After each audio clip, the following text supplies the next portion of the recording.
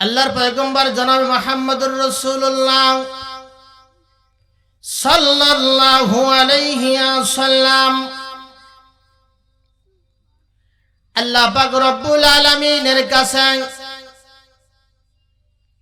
জান্নাত জাহান্নাম ভ্রমণ করার জন্য দেখার জন্য আল্লাহ তাআলা আল্লাহর কাছে নিয়ে গেলেন।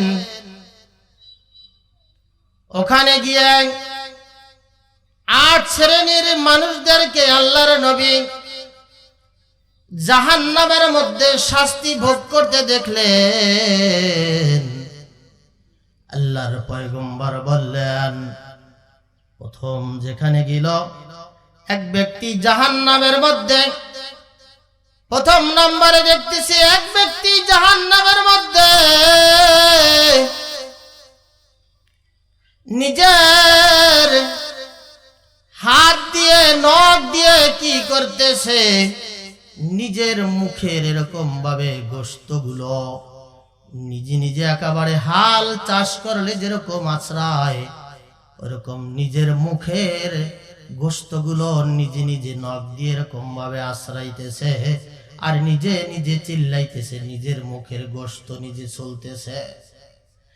আল্লাহর পয়গম্বর মুহাম্মদুর রাসূলুল্লাহ সাল্লাল্লাহু আলাইহি ওয়াসাল্লাম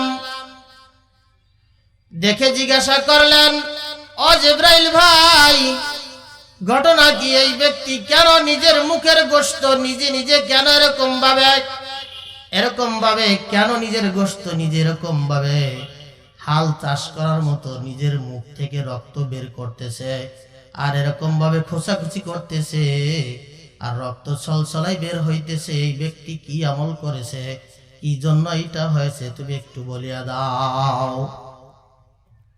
জিবরাইল আমিন আলাইহিস সালাতু ওয়াস সালাম নবী আরবি সাল্লাল্লাহু আলাইহি ওয়াসাল্লামকে বললেন, ও মুহাম্মদ, এই ব্যক্তি দুনিয়ায় থাকা অবস্থায় নামাজও পড়তো, ভালো কাজও করতো, আর মানুষের পিছনে পিছনে গোপনে গোপনে মানুষের গীবত গেয়ে বেড়াইতো। যে আমলগুলো করতো সব কিছুই করতো, এর সাথে এই গীবত শিকায়ত করতো। যখন চার দোকানে বসে চা খাইতো, মানুষের সমালোচনা করতো, মানুষের গীবত গাইতো।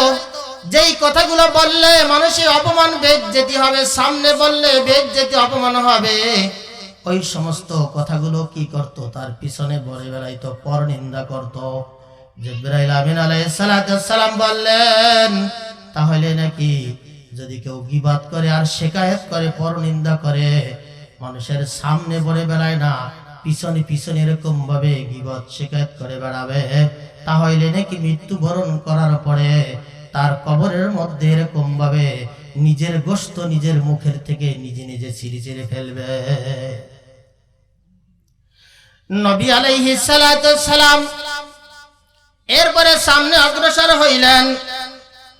আল্লাহর পয়গম্বর সাল্লাল্লাহু আলাইহি ওয়াসাল্লাম সামনের দিকে অগ্রসর হয়ে কিছু দূর যাওয়ার পরে দ্বিতীয় নম্বরে দেখতেছে এক ব্যক্তি নিজে কেসি দিয়ে কি করতেছে, এরকম ভাবে জিহ্বা টানিয়া টানিয়া কাটতেছে, কিন্তু কাটতে পারতেছে না। অর্ধেক কাটার পরে আর কাটে না, রক্ত বের হইতেছে, রক্ত বের হইতেছে, ছলছল করে রক্ত বের হইতেছে।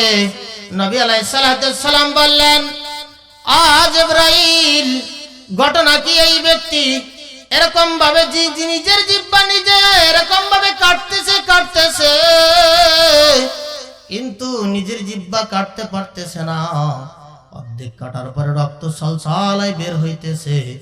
এই ব্যক্তি কি আমল করেছে যে এই ব্যক্তি নিজের জিহ্বা নিজে কি করতেছে, কাইটা কাইটা ফেলাইতেছে? জিবরাইল আমিন আলাইহিস সালাতু ওয়াস সালাম বললেন, ইয়া রাসূলুল্লাহ, ইয়া হাবিবাল্লাহ, এই ব্যক্তি দুনিয়ায় থাকিয়া নিজে ওয়াজ করত, নিজে সুন্দর সুন্দর বয়ান করত, কিন্তু নিজে আমল করত না। এই নিজে আমল না করার কারণে এই ব্যক্তির এরকম ভাবে কিয়ামত পর্যন্ত নিজের জিহ্বা নিজে এরকম ভাবে কাটবে, তারপরও শাস্তি শেষ হবে না। বলেন নাউজুবিল্লাহ। এরকম ভাবে আমাদের প্রতিটা পরিবারের মধ্যে একজন এরকম বক্তা থাকে, একজন অভিভাবক থাকে। ধরেন মনে করেন মা বাবা বড় ভাই গার্জিয়ান, এরকম পাড়া প্রতিবেশী বিভিন্ন জায়গায় বিভিন্ন গার্জিয়ান থাকে, বিভিন্ন ধরনের ওয়াজ নসিহত করে, বলে কি বাবা তুমি 5 ওয়াক্ত নামাজ পড়বা, মসজিদে যাবা। বাবাকে ওয়াজ করিয়া বুঝায়, কিন্তু বাবা মসজিদে যায় না। সন্তান এরকম নামাজ পড়তে যায়, কিন্তু বাবা মসজিদে যায় না। অনেক ঘরের পরিবারে আছে, সন্তান নামাজ পড়লে মা বাবা খুশি হয়ে যায়, সুন্দর করে ওয়াজ করে বুঝায়, বাবা তুই নামাজ পড়তে যা, বাবা তুই নামাজ পড়তে যা। কিন্তু বাবা ওয়াজ করিয়া সন্তান মসজিদে আসলো নামাজ পড়তে, কিন্তু বাবা মসজিদে নামাজ পড়তে আসলো না। এই জায়গায় বাবাও কিন্তু একজন সুন্দর বক্তা, খালি যে ওয়াজ করে সে, যে মাইকে বয়ান করে সেই যে বক্তা, আর ওই যে ঘরের মধ্যে বাবা সুন্দর নসিহত করলো। আর অনেক মুরব্বী আছে, তারা যুবক ভাইদেরকে নসিহত করে, তারাও আমল করে না। একেবারে সেম সেম তাদের জন্য এরকম শাস্তি হবে। প্রথম মনে করছিলেন যে হুজুররা ওয়াজ করে, হুজুররা আমল করে না, তাইলে আমরা বাইচে গেছি। হুজুররা ওয়াজ করে, এই জন্য হুজুরদের বিপদ, আমরাও ওয়াজের ভিতরে নেই, আমরাও ওইসবের ভিতরে যাইটাই না। কিন্তু আপনি হিসাব করে দেখেন, প্রতিটা পরিবারের লিডার আপনি বলেন কি, ও আমার স্ত্রী তুই পর্দা বসিয়াত মতো চলবা, ভালোভাবে চলবা, কোনো পর পুরুষের সাথে কথা বলবা না, দেখা সাক্ষাৎ করবা না, খারাপ কোনো কাজ করবা না। তাকে এরকম নসিহত করার পরে আপনি ঘর থেকে যখন বের হইলেন, বের হয়ে মোবাইলটা নিয়ে আপনি 3-4 ইমো ব্যবহার করলেন, আপনি বিভিন্ন জায়গায় বিভিন্ন নারীদের সাথে কথা বললেন, আর বাড়িতে মহিলাকে বলে আসলেন, মহিলা তুমি কারো সাথে কথা বইলো না। আপনি যে ঘরের মধ্যে এত সুন্দর একটু ওয়াজ করে আসলেন, এই যে বাইরে আসি আপনি মোবাইলে বউর সামনে কথা বললে কষ্ট পাবে, এজন্য বাহিরে আসি আপনি ঘন্টায় ঘন্টায় আপনি কথা বলতেছেন। তাহলে এই জায়গায় তো আপনি কাল কিয়ামতের ময়দানে নিজের জিহ্বা নিজে কেচি দিয়ে কাটবেন। খালি হুজুররা কাটবে তা নয়, আপনারাও কাটবেন। এক কথায় যে কথা বলে, ওই কথার পরে যে আমল করে না, কাল কিয়ামতের ময়দানে সে নিজের জিহ্বা নিজের এরকম ভাবে কেচি দিয়ে কাটবে। নাউজুবিল্লাহ। জিবরাইল আলাইহিস সালাম এরকম ভাবে সামনে অগ্রসর হইলেন। এরপর জাবের রাদিয়াল্লাহু তাআলা আনহু থেকে বর্ণিত, রাসূল সাল্লাল্লাহু আলাইহি ওয়াসাল্লাম বর্ণনা করেন, এরকম ভাবে হাদিসে পাকের মধ্যে আসছে, আল্লাহর পয়গম্বর কিছু দূর অগ্রসর হইলেন। অগ্রসর হওয়ার পরে তারপরে দেখতেছে একজন মহিলাকে এরকম ভাবে কি করতেছে, জাহান্নামের আগুনের মধ্যে এরকম রাখা হয়েছে, আর দড়ি দিয়ে বাঁধা হয়েছে। চতুর্থ সাইডে ঘোরে আর ঘোরে আর ঘোরে, কিন্তু জাহান্নামের আগুন থেকে উঠতে পারে না। আল্লাহর পয়গম্বর জিজ্ঞাসা করলেন, ও জিবরাইল ভাই, ঘটনা কি? এই মহিলাকে এরকম শাস্তি দেওয়া হচ্ছে কেন? কবরের মধ্যে অর্থাৎ এইরকম জাহান্নামের মধ্যে টকবক করতেছে পানি, আর দেখা যাইতেছে চতুর্থ সাইডে ঘুরতেছে দড়ি দিয়ে বাঁধা, কেন এই মহিলা উপরে উঠতে পারে না? আল্লাহর পয়গম্বরকে এরকম জিবরাইল আমিন আলাইহিস সালাতু সালাম বললেন, নবী আলাইহিস সালাতু সালাম শুনে রাখুন, এই মহিলা একটা বিড়ালকে না খাওয়াইয়া ঘরের মধ্যে বান্ধিয়া রাখছে, খাবার দেয় নাই। এই একটা বিড়ালকে এরকম শুধু একটু খাবার দেয় নাই, আর বিড়ালটা ঘরের মধ্যে না খাইয়া মারা গেছে। এই পশু পাখিকে কষ্ট দেওয়ার জন্য, বিড়ালকে এরকম না খাইয়া রাখার জন্য, বিড়ালকে বান্ধিয়া রাখার জন্য বিড়ালটা মারা গেছে। এই বিড়াল মারা যাওয়ার কারণে ওই মহিলাকে কবরের মধ্যে অর্থাৎ এরকম জাহান্নামের মধ্যে এরকম শাস্তি হইতেছে। তাহলে পশু পাখিকে কষ্ট দেওয়া যাবে? কি বলেন? পশু পাখিকে কষ্ট দেওয়া যাবে না। অনেকজনে আমরা গরু পালন করি, হাঁস মুরগি লালন পালন করি, এরকম ভাবে যদি আমরা তাদেরকে সুন্দরভাবে পরিপাটিভাবে মোটামুটি আমরা যেভাবে পরিপাটি হইয়া থাকি সেভাবে তো আমরা পারবো না। যতটুকু সম্ভব তাদের খাদ্য খাবার দিতে হবে, সকালে পানি খাওয়াইতে হবে, বিকেলে এরকম পানি খাওয়াইতে হবে।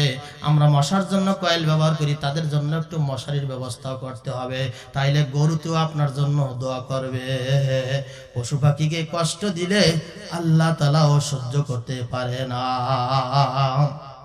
এরকম আছেন অনেকজনে যে এরকম খাবার দেয় না, কোনো কিছু দিতে চায় না, আরো দেখলে পশু পাখিদেরকে আরো আঘাত করে। এরকম সমাজে বিভিন্ন লোকজন আছে না? কি বলেন, আছে কিনা? এরকম অনেক সমাজে এরকম লোকজন আছে। পশু পাখিকে এরকম ভাবে, বিড়ালকে আপনি খানা খাওয়াইলেন, এরকম নিয়াত করলেন, কাটাগুলো এরকম ভাবে, হাড্ডিগুলো, মুরগি খাইলেন হাড্ডিগুলো, মাছ খাইলেন কাটাগুলো, আপনি কি করবেন? আপনার আব্বার জন্য, আপনার মার জন্য নিয়াত করবেন, আল্লাহ আমার আব্বা দুনিয়ার থেকে চিরবিদায় নিয়ে গেছে, আমি একটা কাটা কি করলাম, এই মাছের কাটা কি করলাম, বিড়ালকে খাইতে দিলাম। এরকম ভাবে মুরগির কি করলাম, হাড্ডিগুলো আমি কি করলাম, এরকম বিড়ালকে খাইতে দিলাম। আল্লাহ, এর ওসিলায় তুমি আমার আব্বাকে ক্ষমা করে দিও। আল্লাহ তাআলা চাইলে এই কাটার ওসিলায়, এই হাড্ডির ওসিলায় বিড়ালকে খাওয়ানোর কারণে আল্লাহ তাআলা আমাদের মা বাবার কবর আযাবকে আল্লাহ তাআলা মাফ করে দিতে পারে। কাজেই সব জিনিসের সওয়াব আর সওয়াব, মানুষ মানুষের জন্য, জীবন জীবনের জন্য, এই কথাটাই মনে রাখতে হবে। সব সময়ের জন্য একটা কথাই মনে রাখতে হবে, মানুষ মানুষের জন্য, জীবন জীবনের জন্য, মানুষ মানুষের জন্য, জীবন জীবনের জন্য। আমি আলেম হইতেছি এরকম জনগণের সেবা করার জন্য, মুসল্লিদের সেবা করার জন্য, মানুষের উপকার করার জন্য, ভালো কাজ করার জন্য। আর মুসল্লিদের খেয়াল থাকবে ইমাম সাহেব কি করে, ইমাম সাহেবের যাতে কোনো সমস্যা না হয়, সব দিক থেকে ইমাম সাহেবের দিকে খেয়াল রাখা, ইমাম সাহেবের খাদ্যের কোনো কষ্ট না হওয়া, বেতনে কোনো কষ্ট না হওয়া, খারাপ কোনো কথা কেউ বলে এইটার প্রতিবাদ করা, সব সময়ের জন্য এরকম ভাবে নিয়ত করে রাখা। রাজনীতি করো, রাজনীতির একটা আদর্শ আছে, রাজনীতি করব জনগণকে, জনগণের সেবা করার জন্য, আর জনগণ নেতাকে শ্রদ্ধা করবে, সম্মান করবে। এই জন্য আমি ওই পর্যায়ে যাইতে পারি নাই, বিধে আমার ভাই ওই পর্যায়ে গিয়েছে, এই জন্য আমি আমার ভাইকে ওই পর্যায়ে সম্মান শ্রদ্ধা করব। এরকম ভাবে বাংলা শিক্ষিত হই, বাংলা শিক্ষিত হয়েও সচিব হই, অফিসার হই, চেয়ারম্যান হই, মেম্বার হই, যাই কিছু হই না কেন, এক কথায় মনে রাখতে হবে, আমার মানুষের সেবা করতে হবে, জনগণের সেবা করতে হবে। ইমাম মুসল্লিদের সেবা করবে, আর মুসল্লিরা কি করবে, ইমামের দিকে ভালো নজরে তাকাবে, ভালোভাবে খেয়াল রাখবে। এরকম সচিব সাহেব যিনি বাংলা শিক্ষিত হয়েছেন, তার একটা উদ্দেশ্য আছে, এরকম কোটি কোটি টাকা যাদের আছে, তার একটা উদ্দেশ্য আছে, মানুষের উপকার করবে সব সময়। এক কথায় মনে রাখতে হবে, মাদ্রাসায় পড়েও উদ্দেশ্য হলো মানুষের সেবা করা, সব সময় জনগণের পাশে থাকা, মানুষের পাশে থাকা। রাজনীতি করলেও সব সময়ের জন্য গরিব দিকে অসহায়ের পাশে থাকা, অর্থাৎ আমি সচিব হয়েছি তারপর গরিব দিকে অসহায়ের পাশে থাকা। এরকম কলমের মধ্যে এরকম সুদ ঘুষ না হইলে কলম সিগনেচার এরকম ভাবে করার সময় এরকম ফাইল পাস হয় না, এরকম যেন না হয়, এরকম যেন না হয়। এক কথায় মানুষ মানুষের জন্য, জীবন জীবনের জন্য। আপনি আপনার আরেকজনের ভাইয়ের উপকার করবেন, আপনার ভাই আপনার উপকার করবে, কিন্তু বর্তমানে তার বিপরীত হয়, আপনি কারো উপকার করলেন আর আপনার ক্ষতি করার জন্য সে প্রস্তুত হয়ে যায়। কি সমাজ আছে না এরকম ভাবে? আমি ওইদিকে আর যাব না, সামনে অগ্রসর হয়, সময় শেষের পথে সময় চলে যাচ্ছে। এরপরে কি করছে, আল্লাহর পয়গম্বর জনাব মুহাম্মদুর রাসূলুল্লাহ সাল্লাল্লাহু আলাইহি ওয়াসাল্লাম কিছু দূর অগ্রসর হইলেন, তারপরে দেখতে পাইতেছেন এরকম ভাবে স্তনে কি করতেছে, মহিলাদের স্তনে এরকম সাপে দংশন করতেছে, সাপে কামড়াইতেছে, আর তার চেহারা কালো কুচ্ছিত হয়ে যেতে বিষে জর্জরিত হয়ে যাইতেছে। আল্লাহর পয়গম্বর জিজ্ঞাসা করলেন, ভাই জিবরাইল, কি ঘটনা, কি এই মহিলার এরকম শাস্তি হচ্ছে কেন? আল্লাহর পয়গম্বর জিজ্ঞাসা করার পরে জিবরাইল আমিন আলাইহিস সালাতু সালাম আল্লাহর নবীকে উত্তর দিলেন, ইয়া রাসূলুল্লাহ, ইয়া হাবিবাল্লাহ, এই মহিলা নিজের সন্তানকে নিজের দুধ 2 বছর পর্যন্ত পান করাইতে হয়, কিন্তু এই মহিলা দুধ পান করায় নাই। এই মহিলা 2 বছর পর্যন্ত তার সন্তান, নাবালক সন্তানকে দুধ পান করায় নাই, দুধ পান করায় নাই। এই দুগ্ধ না পান করানোর কারণে আল্লাহ তাআলা কি করেছেন, ওই মহিলার জন্য কবরের মধ্যে এরকম শাস্তির ব্যবস্থা করে রাখছেন। আমরা জোরে বলি নাউযুবিল্লাহ। বর্তমানে দেখা যায় ল্যাকটোজেন 1, ল্যাকটোজেন 2, ল্যাকটোজেন 3 এরকম বিভিন্ন ধরনের দুধ আছে, এরকম দোকান থেকে কিনে খাওয়ায়। কারণ কি, যদি বাচ্চাকে দুধ পান করানো হয়, আমার মায়েরা, আমার বোনেরা চিন্তা করে কি তার চেহারা নষ্ট হয়ে যাবে, তাকে দেখতে ভালো লাগবে না, পর পুরুষে আকৃষ্ট করবে না, এরকম খারাপ নিয়ত থাকে বিদায় এই জন্য তারা বাচ্চাদেরকে দুগ্ধ পান করায় না। যদি আপনি বাচ্চাদেরকে দুগ্ধ পান করাইতেন, তাহলে এখন বাচ্চারা আপনার কথা শুনতো, মায়ের সেবা করত, বাবার সেবা করত। বাচ্চা যখন দুগ্ধ পান করে, 2 বছরের সময় যখন বাচ্চাকে দুগ্ধ পান করান, প্রতিটা সেকেন্ডে সেকেন্ডে এরকম যখন দুগ্ধ খায়, আর বাচ্চা মায়ের দিকে তাকাইয়া তাকাইয়া থাকে, এরকম ভাবে মায়ের মহাব্বত, মায়ের স্মৃতিটা, মায়ের চেহারাটা বাচ্চার মধ্যে ঢুকে যায়, বাচ্চার মধ্যে ঢুকে যায়। আর মায়া মহাব্বত আস্তে আস্তে আস্তে আস্তে হইতে থাকে। যেই সন্তান এরকম ভাবে মায়ের দুগ্ধ 2 বছর পর্যন্ত পান করে, ওই সন্তান বড় হইয়া কখনো মায়েকে ভাত দিবে না। এরকম হইতে পারে না, হইতে পারে না, কখনো হইতে পারে না। কি বর্তমানে এরকম হচ্ছে না? মা কথা শুনতে পারতেছে না, ছেলে সন্তান মায়ের সেবা করে না, বাবার সেবা করে না, এরকম বিভিন্ন জায়গা আছে। এর কারণ ওই জায়গাটাও দেখা যায় যে সে কি করতেছে, এখন যা বলে আমার মোবাইল দাও, আমার এইটা দাও, আমার ওইটা দাও, টাকা দাও, খাবার কিনে দাও, না দিলে কি করবো, তোমার এখনই জবাই দেবো, এরকম কয় না সন্তানে? নাবালিক শিশুরা এই কথা বলতে বাধ্য হয়। আরে এখনো তো বাবার সামনে ভাত খাইতে বসলে এখনো ভয় করে যে বাবা কিছু বলে নাকি। আমার আব্বা তো রাত্রে তাহাজ্জুদ নামাজ পড়েও দোয়া করে এরকম ভাবে। আমি নিজ করে শুনছি যে আব্দুল হামিদ, আল্লাহ আব্দুল হামিদকে তুমি বড় আলেম বানাইও, ভালো কিছু করার তৌফিক দেবার আব্বার দোয়া, আমার মার দোয়া আমি এই পর্যন্ত আসছি। আপনি সন্তান জন্মগ্রহণ করাইছেন, আপনি একটু দোয়া করেন তাদের জন্য, তাহাজ্জুদ নামাজ পড়ে দোয়া করেন। এরকম ভাবে আপনি আলেম বানাইতে চান, বিশেষ ক্যাডার বানাইতে চান, বড় বড় অফিসার বানাইতে চান, আপনার সন্তানের জন্য আপনার দোয়া অপরিহার্য। আপনি দোয়া না করলে বাচ্চার ছোট থাকতে দুগ্ধ পান করাবেন, আস্তে আস্তে লালিত পালিত করে বড় করে আদর করে স্নেহ করে ভালোবাসা দিয়ে এরকম বড় বানাবেন। দেখবেন বড় হওয়ার পরে আপনার কথা শুনবে না, এইটা কখনো হইতে পারে না। এরকম ভাবে আল্লাহর পয়গম্বরের পরে সামনে অগ্রসর হইলেন। আল্লাহর পয়গম্বর কিছু দূর যাওয়ার পরে দেখতেছে ফেরেশতারা কি করতেছে, মাথায় কি করতেছে, এরকম ভাবে পাথর মারতেছে। আর ওই ব্যক্তি আবার উপরের দিকে আসতেছে, কিন্তু কোনো কায়দায় আসতে পারে না। আবার পাশে আসে, আবার পাথর মারে, আবার এরকম দূরে চলে যায়, আবার পাথর মারে, আবার কাছে আসে, এরকম আবার পাথর মারে, আবার দূরে চলে যায়। এরকম ভাবে শাস্তি হইতেছে। আল্লাহর পয়গম্বর জিবরাইল আমিন আলাইহিস সালাতু ওয়াস সালামকে জিজ্ঞাসা করলেন, ভাই জিবরাইল, ঘটনা কি? এই ব্যক্তিকে এই জাহান্নামের মধ্যে এরকম ভাবে কি সাঁতার কাটতেছে, কি ঘটনা কি, কারণটা কি? আর ফেরেশতারা এরকম ভাবে মাথায় পাথর মারে কেন? আল্লাহর পয়গম্বর যে বললেন, আল্লাহর পয়গম্বর যখন এই কথাটা বললেন, জিবরাইল আমিন আলাইহিস সালাতু ওয়াস সালাম উত্তর করলেন, ও ইয়া রাসূলুল্লাহ, ইয়া হাবিবাল্লাহ, এই ব্যক্তি কোরআন শরীফ মুখস্থ করেছিল, আল্লাহর কালাম মুখস্থ করেছিল বিদায় এই জন্য সেই কালাম ভুলিয়ে গেছে, আর কোরআন শরীফও পড়ে না, কোরআন শরীফ ধরেও না, প্যান্ট পরে, টাই পরে, এরকম ভাবে কি করে, এরকম নামাজ কালাম পড়ে না, পশ্চিম দিকেও ফেরে না। এরকম লোক সমাজে কিছু কিছু লোক আছে কি আছে না? তারা 20 পারা 25 পারা 30 পারা এরকম পড়তে পারতো, কিন্তু এখন এমন পর্দা হয়ে গেছে, তারা বিড়ি খায়, এরকম গাঁজা খায়, মদ খায়, ইয়াবা খায়। এখন তারা সমাজে এমন একটা এরকম গ্যাং হয়ে গেছে, তারা একসময় মাদ্রাসায় পড়তো, তারা কোরআন শরীফ পড়া ভুলে গেছে। এদের শাস্তি কিয়ামতের ময়দানে এরকম হবে, ফেরেশতারা পাথর মারবে আর মাথা চূর্ণ বিচূর্ণ হয়ে যাবে।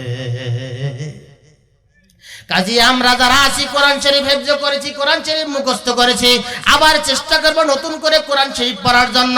যেই ঘরের মধ্যে কোরআন শরীফ পড়া আল্লাহর পয়গম্বর মুহাম্মদুর রাসূলুল্লাহ সাল্লাল্লাহু আলাইহি ওয়াসাল্লাম বলেন, যেই ঘরে কোরআন শরীফ পড়া হয় ওই ঘরের মধ্যে আল্লাহ তাআলার রহমত বৃষ্টির মতো বর্ষিত হইতে থাকে। এরকম ভাবে যখন রাত্র গভীর হয়ে যায়, তাহাজ্জুদ নামাজ পড়ার পরে এক সাহাবী কোরআন শরীফ পড়তে যে সময় সংকীর্ণ, বেশি দূর যাওয়া যাবে না, এরকম ভাবে কোরআন শরীফ যখন পড়া শুরু করছে, তার চালের পরে ঢিপ ঢিপ করে এরকম ভাবে ইট পড়তেছে, পাথর পড়তেছে। সকালবেলা গিয়া রাসূলের কাছে যে বলল, ইয়া রাসূলুল্লাহ, ইয়া হাবিবাল্লাহ, আমি তাহাজ্জুদ নামাজ পড়ে যখন কোরআন শরীফ সূরা ইয়াসিন তেলাওয়াত করতেছিলাম, তখন দেখি আমার ঘরের মধ্যে, ঘরের উপরে ঢিপ ঢিপ করে কি যেন পড়তেছে। আমি ভয়তে কোরআন তেলাওয়াত করা বন্ধ করে দিয়েছি, আমি তো ভয় পেয়েছি। আল্লাহর পয়গম্বর বলেন, যেই ঘরের মধ্যে কোরআন শরীফ তেলাওয়াত করা হয় ওই ঘরের উপরে ওই রকম ঢিলের মতো, বৃষ্টির মতো এরকম আল্লাহর রহমত বর্ষিত হইতে থাকে। বলেন সুবহানাল্লাহ। অনেক মায়েরা আছেন, অনেক বোনেরা আছেন, আপনারা কোরআন শরীফ পড়তে পারেন, কোরআন শরীফ যতটুকু পারেন আপনারা ইয়াসিন সূরা পারেন, সূরা বাকারা পারেন, সূরা ওয়াকিয়া পারেন, আলহামদুলিল্লাহ সূরা পারেন, নাস ফালাক পারেন, যে কয়টা সূরা পারেন আপনারা সকাল সন্ধ্যা যতটুকু সময় পারেন অন্তত রাত্রে হইল একবার কোরআন শরীফের সাথে সম্পর্ক লাগাইয়ে দেন। সারা জীবন তো মোবাইল দেখলেন আর ফেসবুক দেখলেন, রাত 12টা 1টা পর্যন্ত ফেসবুক দেখলেন, সব কিছুই দেখলেন, কিন্তু আল্লাহর কালামের সাথে তো সম্পর্ক নাই। ওখানে একটু সময় কম দিয়ে আপনি সন্ধ্যার পরে একটা রুটিন করে নেন, ইশারের পরে একটা রুটিন করে নেন, ফজরের নামাজের পরে একটা রুটিন করে নেন। ও মা, ও বোন, আপনি তো কিছু না কিছুই পড়তে পারেন, তাহলে কোরআনের সাথে সম্পর্ক গড়ে তুলুন। তাহলে আপনার সন্তানের পরে, আপনার স্বামীর পরে, আপনার ভাইয়ের পরে, আপনার আত্মীয় স্বজনের পরে, আপনার পরিবারের পরে, আপনার ঘরের পরে খাস রহমত আল্লাহ তাআলা বর্ষিত করে দিবেন বৃষ্টির নাই। এরপরে আল্লাহর পয়গম্বর সাল্লাল্লাহু আলাইহি ওয়াসাল্লাম কিছু দূর অগ্রসর হইলেন। তারপরে দেখতেছেন, কি দেখতেছেন? আল্লাহর পয়গম্বর দেখতেছেন নিজের মুখ নিজের এরকম ভাবে আশ্রাইতেছে, এরকম ভাবে কি করতেছে, নিজের নখ দিয়ে নিজের চেহারাকে এরকম দাগাইতে আছে। বলা হয়েছে এই ব্যক্তি কেন এরকম করতেছে? আল্লাহর পয়গম্বরকে জিজ্ঞাসা করার পরে আল্লাহর পয়গম্বর যখন জিবরাইল আমিন আলাইহিস সালামের কাছে জিজ্ঞাসা করলেন, জিবরাইল আমিন আলাইহিস সালাম বললেন, ইয়া রাসূলুল্লাহ, ইয়া হাবিবাল্লাহ, এই ব্যক্তি কি করছে? এই ব্যক্তি অর্থাৎ মিথ্যা প্রচার করে বেড়াইছে, সত্য কথা গোপন রাখছে আর মিথ্যা বিভিন্ন জায়গায় রটাই বেড়াইছে, বিভিন্ন জায়গায় মিথ্যা এরকম ভাবে প্রচার করে বেড়াইছে। বিভিন্ন জায়গায় দেখা যায় বসলে তখন বিভিন্ন জায়গার বিভিন্ন আলোচনা হয়, কিন্তু ভালো কোনো কথা কি হয় না, আলোচনা হয় না। অর্থাৎ একটা জায়গায় একটা ঘটনা ঘটছে, সে ঘটনা ক্লিয়ার উনি জানে না, কিন্তু উনি বাতাসের মতো সব জায়গায় হাঁটে আর কি করে, সব জায়গায় প্রচার করে বেড়ায়। আসলে ঘটনাটা মিথ্যা। ঘটনাটা কি বলেন? মিথ্যা। এজন্য এরকম একদলের লোক আছে যারা মিথ্যা প্রচার করে বেড়ায়, বিভিন্ন মানুষের নামে মিথ্যা অপপ্রচার করে বেড়ায়, মিথ্যা সব জায়গায় ছড়াই দেয়। এদেরও কি এরকম শাস্তি হবে? তখন কিয়ামতের ময়দানে বুঝবে যে আল্লাহ, আমি যদি আর একটু দুনিয়ায় সত্যি কথা কই আসতাম, মিথ্যা কথা না কইতাম, তাইলে আজ আমার এই নিজের চেহারা নিজে এরকম ভাবে নাঙ্গলের মতো এরকম নখ দিয়া এরকম ছোড়া লাগতো না। নিজের চেহারা নিজে চলতেছে, আল্লাহ এর সাথে বেশ দিতে হইতে পারে না। আল্লাহর পয়গম্বর এরপরে কিছু দূর অগ্রসর হইলেন। আল্লাহর পয়গম্বর কিছু দূর অগ্রসর হওয়ার পরে এরপরে দেখতেছি কি যে এরকম রক্তের মধ্যে সাঁতার কাটতেছে একজন, আর অকুল থেকে সাঁতার কাটে আবার পাশে আসে, আবার ফেরেশতারা এরকম ডিল মারে। জিজ্ঞাসা করা হইলো, ইয়া রাসূলুল্লাহ, ইয়া হাবিবাল্লাহ, আল্লাহর পয়গম্বর জিজ্ঞাসা করলো জিবরাইল আলাইহিস সালামকে। জিবরাইল আমিন আলাইহিস সালাম বললেন, ইয়া রাসূলুল্লাহ, ইয়া হাবিবাল্লাহ, এই ব্যক্তি সুদ খাইতো, এই ব্যক্তি সুদ খাইতো, এই ব্যক্তি ঘুষ খাইতো, এই ব্যক্তি সুদ খাইতো, এই ব্যক্তি ঘুষ খাইতো, সুদের সাথে সম্পর্ক, ঘুষের সাথে সম্পর্ক, সুদের সাক্ষী দিত, সুদের বিচারাচার করত, এই সুদের সাথে সম্পর্ক, যার কারণে সুদের সাথে সম্পর্ক থাকার কারণে সে কি করতেছে, রক্তের নদীর ভিতরে এরকম নিজে সাঁতার কাটতেছে, আর উঠতে পারতেছে না, ওঠার চেষ্টা করতেছে, উঠতে পারতেছে না। কিয়ামত পর্যন্তই যারা সুদ খায়, সুদের সাক্ষী থাকে, এইরকম ভাবে তার কিয়ামত পর্যন্ত শাস্তি হবে। আল্লাহ পাক রব্বুল আলামিন যে কথাগুলো বললাম, এই কথাগুলো আমাদের সবাইকে এর থেকে দূরে থাকিয়া যেই কাজগুলো করলে জান্নাত কামাই করা যায়, আল্লাহ আমাদের সবাইকে সেই জান্নাতি আমল করার তৌফিক দান করুন। সকলে বলেন আমিন।